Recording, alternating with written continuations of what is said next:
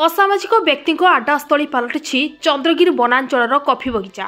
गजपति जिला चंद्रगिरी वनांचल अंतर्गत 326 नंबर जातीय राजपथ कड़े 1982 मसीह तत्कालीन राज्य सरकार और वन विभाग द्वारा निर्मित 4.5 हेक्टर परिधि मध्य बहुत बड़ कफि बगिचा तैयारी बगिचारे केवल कफि गछ नुहे गोलमरीच, तेजपत्र, डालचीनी, गुजराती भली अनेक औषधीय तथा गरम मसाला गछ लगा जाइथिला।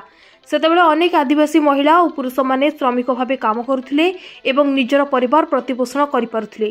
किंतु परवर्ती मुहूर्त में 2002 मसीहा परठारु सरकारଙ୍କର ଏହି बगिचा प्रति आंतरिकता अभाव और वन विभाग रक्षणाबेक्षण अभाव ଏହି बगिचा वर्तमान असामाजिक व्यक्ति आड्डास्थली पलटि जाइछि, जाहाकु नै आज अपराह्न 5टा बेले स्थानीय बासिंदा सूचना प्रदान करिसेंती।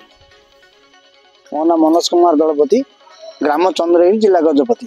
ए जो कॉफी चाष को कौन कहबे केबठारु उटा लागितला केबे कोन बे बंद हेला कोन कहबे?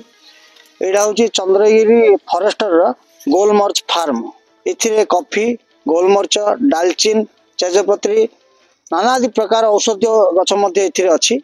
एठी शाळाब गछ मध्ये अछि। एठी जो बगीचाडा 1984 मसीहा ठू 2002 पर्यंत यार रक्षणाबेक्षण चलथिला।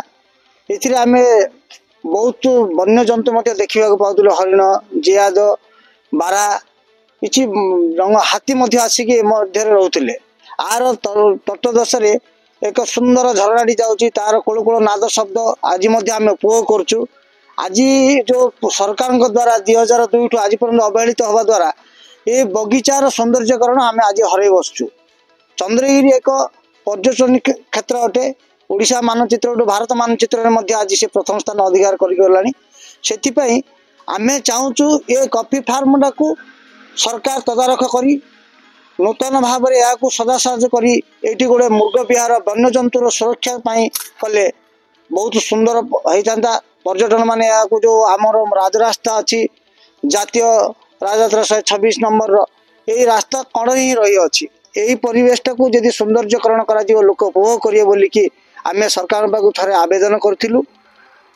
यार विषय कौन प्रकार आमे आज पर्यटन सफल पाऊनु, कि आमे आज आपण मान द्वारा अनुरोध करुचु जे यही बगीचाटा को सौंदर्यकरण करा जाऊ। तत्सह सहित ये मृग विहारटी करिगले पर्यटन सहित समस्ते उपभोग करेंगे पारे और राजस्व किसी आदाय हो बोलिकी आमर आशा भरोसा। मो नाम मनोज कुमार नायक, ग्राम चंद्रगिरी। ये जो कॉफी बगीचा को नहीं कौन कहबे? देखो ये कॉफी बगीचा हूँ आम गाँव रोटे सुंदर परिवेश जोठी कि सरकार द्वारा ही आरंभ होता आम एरिया को डेभलप करी तेजपत्र, डालचीनी, कॉफी, गोलमर्च एभली बहुत गुड़े गचर समावेश गोटे बड़ सुंदर जगह तैयारी या बहुत गुड़े औषधीय गछ भी अच्छी जोटा कि आम समाज में बहुत आवश्यक। 2002 मसीहा बंद हो नाई बोध हुए सरकार या प्रति ध्यान आसुनी।